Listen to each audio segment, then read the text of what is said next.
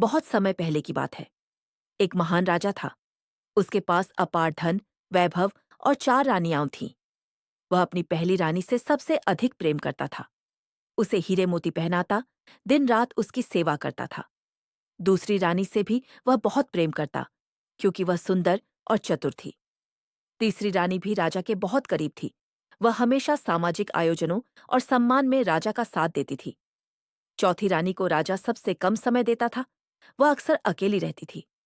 एक दिन राजा बहुत बीमार पड़ गया। वैद्य और चिकित्सक हार मान गए। राजा को आभास हुआ कि मृत्यु निकट है। उसने सोचा, जब मैं मृत्यु को जाऊंगा तो क्या कोई मेरी संगिनी बनेगी? पहली रानी से पूछा।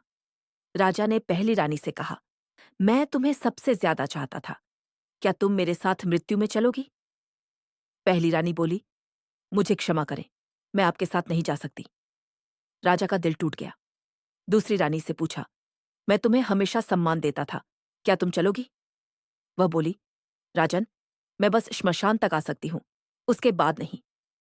राजा और भी दुखी हो गया। तीसरी रानी से पूछा, क्या तुम मेरी अंतिम यात्रा में साथ दोगी?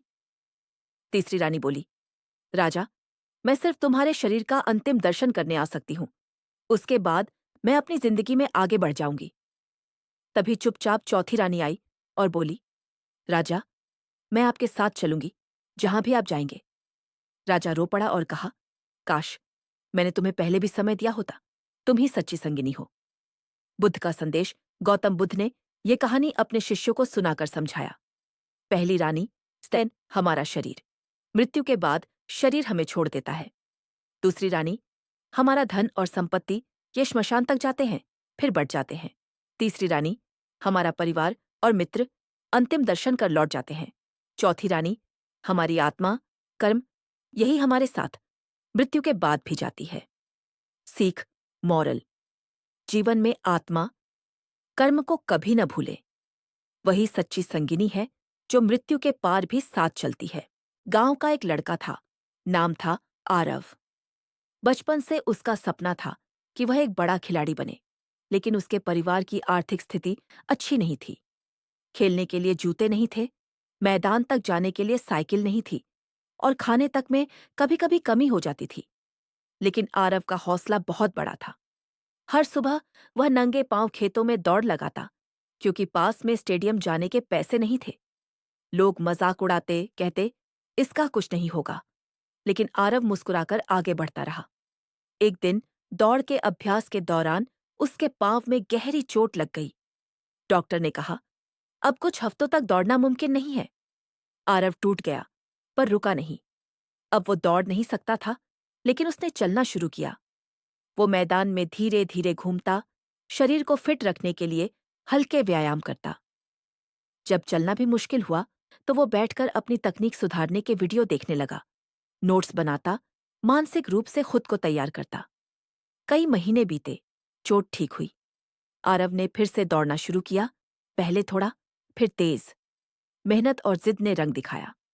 1 साल बाद उसने जिला स्तर की प्रतियोगिता में पहला स्थान पाया। जब उसे ट्रॉफी दी जा रही थी, मंच पर खड़े होकर उसने वही शब्द कहे, अगर आप उड़ नहीं सकते तो दौड़ो, दौड़ नहीं सकते तो चलो, चल नहीं सकते तो रेंगो, लेकिन आगे बढ़ते रहो। सीख, कभी हालात अच्छे नहीं होंगे, शरीर साथ नहीं देगा, लोग विश्वास नहीं करेंगे, लेकिन अगर आप रुके नहीं तो मंजिल जरूर मिलेगी। बहुत समय पहले देवताओं और असुरों के बीच लगातार संघर्ष हो रहा था। देवताओं की शक्ति कमजोर पड़ने लगी थी। तब भगवान विष्णु ने उन्हें सलाह दी कि अगर वे समुद्र मंथन करें तो अमृत की प्राप्ति होगी, जिससे उन्हें अमृता और शक्ति मिलेगी। समुद्र मंथन की शुरुआत। देवता और असुर मिलकर मंदराचल पर्वत को मथानी और वासुकी नाग को रस्सी बनाकर समुद्र मंथन करने लगे। इस मंथन से 14 रत्न निकले, जिनमें एक एक करके लक्ष्मी माता, कामधेनु, ऐरावत हाथी, कल्प वृक्ष आदि प्राप्त हुए। हलाहल विष का निकलना। लेकिन सबसे पहले जो निकला वह था भयंकर और प्रलयंकारी हलाहल विष। यह विष इतना भयानक था कि उसके प्रभाव से पूरी सृष्टि नष्ट हो सकती थी। सभी देवता और असुर भयभीत हो गए। भगवान शिव ने किया विषपान। तब सभी देवता भगवान शिव के पास पहुंचे और उन्हें अपनी विनती सुनाई। शिव जी ने करुणावश उस विष को स्वयं पी लिया। ताकि सृष्टि की रक्षा हो सके।